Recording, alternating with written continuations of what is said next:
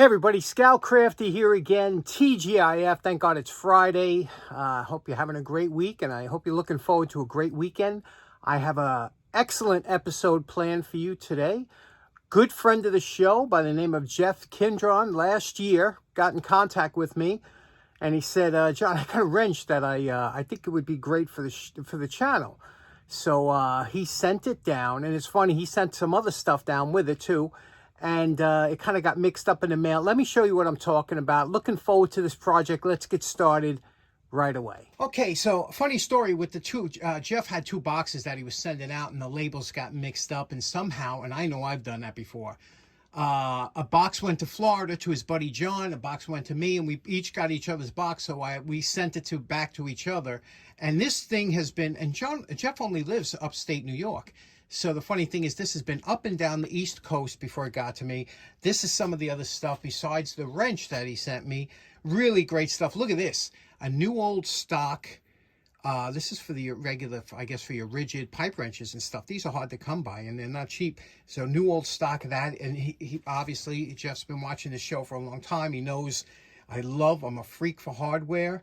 Sent all kinds of great hardware, some springs, some brass fittings. Look at this. This made of corian, which is what this is made of. And for those of you that have been watching the show for a long time, years ago, there was a corian factory up the street from me, and they used to cut these out of countertops and throw them away, this shape. And I used to grab them. So corian's a great product. You could do all kinds of stuff with it, but this is a bison cut out of corian, nice little divot or whatever for your table. And a great hardware. So let me show you the wrench. I'm real excited to get to this. Let me show you. Okay, this is the wrench that Jeff sent over, and let's take a look at this now. This is in really rough shape in the sense that it's obviously been rusted for such a long time that it's completely frozen, both ends. It's got all kinds of bangs and something on here. I don't know. You can see what the knurl look like. And again, it's frozen. There's a couple of wonky bends to it, you see? Multiple bends. So we're going to have to do some dake work. And you can see the screws here look like they're a little mangled up. Again, both sides, absolutely, not even a little bit of a movement. But this is what we like, right? A challenge. And the challenge is to make this wrench into a usable wrench that you would never think that it was this bad off. And that's the kind of challenges I like. So let's throw this in a bucket of vinegar, and we'll come back in 24 hours, see what's going on. Okay, this is 24 hours in the vinegar, scrubbed with a hand wire brush, and then the acid taken down with some baking soda and hot water to neutralize the acid. But I got to tell you something. Never ceases to impress me, vinegar. It's inexpensive. It works fantastic. My vinegar's 5 years old, never changed it, and it works great. Now check this out. I got a little surprise here. Check it out. We got movement. Movement here, just a little bit, but it's movement. Same with this side. A little bit of movement. I actually did not think that would happen. So now I'm going to take it first to the wire brush. I'll show you what that looks like. So this is just out of the vinegar with the hand wire brush. Now that's 3 minutes on the wire brush. Normally I would skip this step on something because we're going to go over the whole thing with the flap sander. So there's no sense in wire brushing it. But I wanted you to see the type of pitting that we're going to get rid of. We have all the pitting over here. We have this big gash over here that looks like something hit up there and raised up the metal. We got to remove that.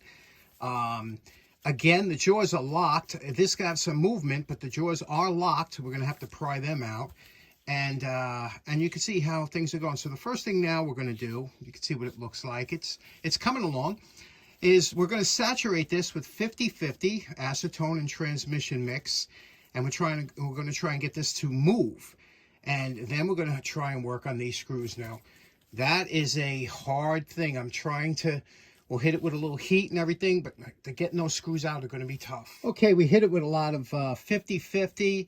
You can see now we got it nice and loose here where it's back and forth. But we hit it a lot with the heat here, the opposite side of the screw here, and the opposite side of the screw here. put the torch right there. Then spray some 50-50 to cool it down. Now, this is an important step and you can't skip this. You see here, go into each one of these screw slots with a pick and pick out. There'll always be, and sure enough, look at that. See that dirt there? That is important that you get that out. You'll never get a good seat of your screwdriver because this is going to be a tough screw to try and get out. Pick all this dirt out here and make sure it's nice and clean so that when you get a screw that you can get some decent purchase. I don't have high hopes for this, but that's your best chance. Okay, next go through all your screwdrivers till you get the right. Here's a nice hollow ground. This is a channel lock. Hollow ground screwdriver. This tip fits perfect for here. We'll put this in. You see there's no wiggle, no wobble. And then work it back and forth. I have movement, but work it back and forth. We're getting lucky, I think, with this one. Once you have a little bit of movement, just work it back and forth. Don't try and rush it until this comes out. Boy, we got lucky with this one. Let's hope we get lucky with the other one too. This is really surprising me because I did not think that this would come out as easy as it did. But again, this is still warm in my hand from hitting it with the torch and using the 50-50. Now we're going to try this. Okay, for this smaller one, normally a gunsmithing, I tried to use one of my bits, but I started to twist the bit a little bit. You can see how thin it is there. That's not good for this, but I went to this Weehaw. See this? These are fantastic screwdrivers, the Weehaws. And I went in there and I was able to wiggle it back and forth. And look at this. How great is that? Again, lucky. I can't tell you how lucky I'm feeling today. Now, once you have these screws out, inside of these knurled rings, on the side facing in, there'll be a pocket with a small split ring spring. And that's to keep tension against it. We'll go through that again. But now, then you have to just pry the jaws off and we'll clean it up. Now, sometimes getting these jaws out of here is a real challenge because what happens is people tend to use these as a hammer. And when this end sticks out of here and they start banging on it, it mushrooms it and it won't let the jaw come out. That happens often. This wasn't abused in that way too much, but sometimes what you want to do is to bang it out this way, okay? Now, the tool to use for this is a brass punch. If you don't have a brass punch, any piece of brass rod will do because the brass will mushroom before you start banging and mushrooming that end of the steel. And just tap it lightly until this comes out, and you see you'll be tapping on there. You can see the grime. We got a lot of grudge and grime on here. Now it's just a matter of cleaning up, and when we come back, we'll go to the dake. Okay, we want to hit the dake before you start doing any polishing or grinding work because the dake might put a ding or whatever in it, and you'll be able to take that out later on. So let's head to the dake. And everybody's favorite, the dake. Let's take a look at the setup. Here we go. You can see I put the regular nose cone back on. We have it resting over here on a couple blocks of wood. I like wood because it's kind of forgiving. And you see this one has a couple bends in it. You can see here, it's bend to the right, bend to, it's kind of a S-shaped, isn't it? So first we'll work on this top bend first. Okay, you can see the setup here. Now we have it set up so there is movement. Remember, you want to have movement under there so that can bend down. And again, this isn't real hard steel here. It's not really tempered hard. So that's why it bends in the first place. And again, the wood will crackle a little bit. Bring it down. You can see it's bent. You can see that it looks like a lot of flex to you, right? But watch what happens when I release it. You know, it flexes back a little bit. So then we take it out of here and we look down the side here and we see, we still have quite a bit to go here. So we're going to move it down a little bit here. Okay. Don't be afraid to move your plate on the bottom just so you get that right, because you don't want this falling off the secondary. Okay. It takes a minute to set it up sometimes. There we go. That looks about good. And we'll bring that down. Again, metal wants to bend back to where it was originally, so don't worry about that cracking. That's, see it flexing? We're only at a little bit over a ton. Again, it'll hopefully bend back to where it was. And watch when I release. Okay, and we'll just work it back and forth until we get that close.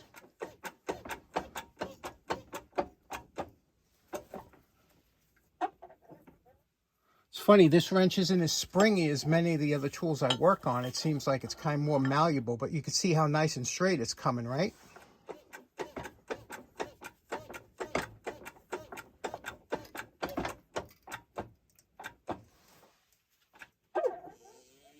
Sometimes if you have a little bend like there and you bring the blocks closer together, and that it will make the bend more to where you're pushing, rather than if you have the blocks out further, and it gives it much more space to bend.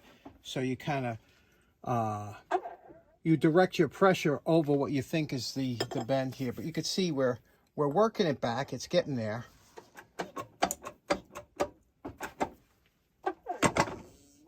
Okay, we got it fairly straight. It won't rock from one side to the other when pressing down. Looks pretty good, you know. We'll straighten it out with the grinder, the flaps. And now I want to work on this thing. This thing annoys me. See that little chip up there? I'm going to hit it with the cold chip and knock it off. And then, so the flap disc, if you try and do it with the flap disc, you might take too much off the surrounding area. So let's get rid of that chip. Okay, there we go. We knocked it off a little bit. Now we'll flap it down to make it even. But you see, there was a big chunk there that came up there. I don't know what somebody hit.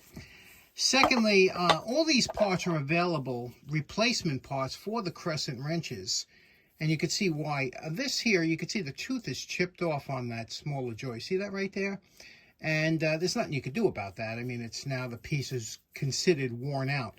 And these are meant to wear and be replaced. They're consumable items, so to speak. But again, this is more or less of a wall hanger. I don't use double-ended wrenches. We'll talk about that later. Let's clean it up. Okay, now we're in the middle of just getting rid of all the rust and the residual parts you won't be able to get to. Now, first of all, we did the pins and everything. That's the initial. We'll eventually polish them because they do work so much better. Over here, I have ordered these round brushes years ago. Some of the best investment. This is my second set. They do get worn out. They come with a ring on the bottom, and I cut them off so I can put them in my drill press. And I run it through my drill press and run it through all these areas here, like this, under the drill press. And it really does a nice job of cleaning up the insides that you normally won't be able to get to. You see how nice and shiny? And I run the wired, same thing through here. You see how it's shiny on the inside?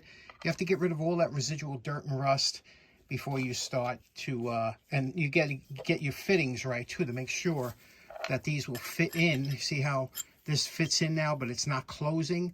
We got to get that before we start doing any polishing. We got to make sure whatever's closing this, which is probably that, it's probably bent up there around here, and we'll straighten it out until we get this just right. Now, just like I was saying, when you push this in here, you can see it is hitting this lip, because somebody used this as a hammer and bent this up. It's a very common occurrence with adjustable wrenches. It bends this little lip up, and then it stops this from closing. And so you take a file or a Dremel, you widen that here so that this pin can go through, and then that should close up.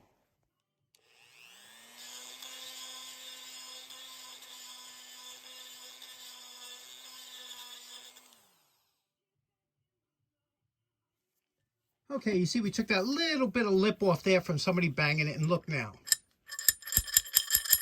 See, it closes up. Now, we'll align that later on by grinding these jaws so that they're parallel, because you don't want that little gap in it. But you see how that works? Very nice. Now we'll do the other side. Now, once you have everything fitting together, nice and smooth. If it don't go smooth like this without the wheel in there, it's never going to go if it's tight, you know. So you got to get nice and smooth. Now, I'm going to reassemble it, because when I grind it, you want these jaws to be together when you do your grinding so that they match up, okay? And that's the way they do it at the factory. So we'll reassemble it, and we'll grind the faces. It's a lot of work, right? Okay, everything's reassembled. You can see we have a nice working wrench now. Very smooth, both ends. And now what we'll do is tomorrow, because it's getting late, tomorrow we'll come down here and we'll start our cleanup on it. But it is a functional wrench. It is it's back to working. Now we just got to make it nice. Now it's just a matter of adding some elbow grease, and you know my favorite part. Remember what Jeff's double-ended Crescent wrench looked like before we started. And we're calling this project done. Now the funny thing is, I got over five hours in this wrench. This thing was a task, you know, because it's like doing the double wrenches, you know. And let me show you what we did here. We took care of all the issues that we had with the wrench before. I brought this back to what it would have looked like out of the factory. This is kind of a restoration. I didn't put any color inside or anything because this is kind of a collectible wrench, and they for some reason these things go for quite a bit of money on eBay and things like that. And in all honesty, I never understood these wrenches. And the funny thing is, when you start collecting tools and stuff, a lot of times you're drawn to tools that are collectible to other people, like desirable. And it's sometimes this one here, I just never understood it. It's got two, obviously, adjustable wrenches on each end. One is larger than the other, but the wrench being there, you know, this is not a good thing to hold on to, so it really kind of ruins the wrench. I don't understand it. So, and it's funny because these things, when you do find them, sometimes they're beat to heck. So it does mean that somebody somewhere is using them. I don't understand why, you know, you could, this is a little bit smaller, get into a small area. Who knows? Anyway, you can see what we did here. This is the 8 to 10 inch model of the Crescent. James, I left this, you know, all original. Here's the big thing for me. I like a wrench that's very usable. And you can see here, look how smooth this is now. This is buttery smooth, closes up all the way. It's just a nice feel to both sides. It has to be super smooth. There's lithium grease on the pin with a little bit of oil, kind of a mixture I make. And you could see we polished out. We took out, remember there was a little gouge. Here it was. There was a big gouge, a cut there. We fixed that up here and you know, we straightened it out. So there we go. It's a beautiful example now of a double Crescent double wrench. Do you have one of these? Have you seen one? I remember I wanted to see what the big deal was, and I bought a knockoff. They were making these knockoff. I got, you know, they're cheap, $10 or whatever, and I tried using it. I said I didn't understand it. So but the original ones, now these were made by Diamond Cork. They were made by a lot of other companies, these double, because I guess people were buying. I don't know why. Anybody out there use one of these on a regular basis? Or I'm sure you have one, but do you use it? And do you find that you need that secondary? So what do you think? There we go.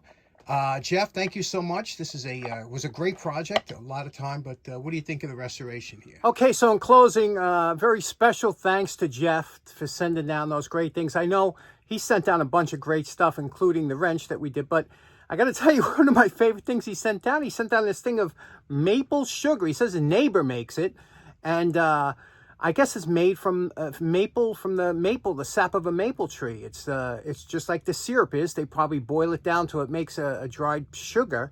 Man, this stuff is good. I put that on my oatmeal with a banana.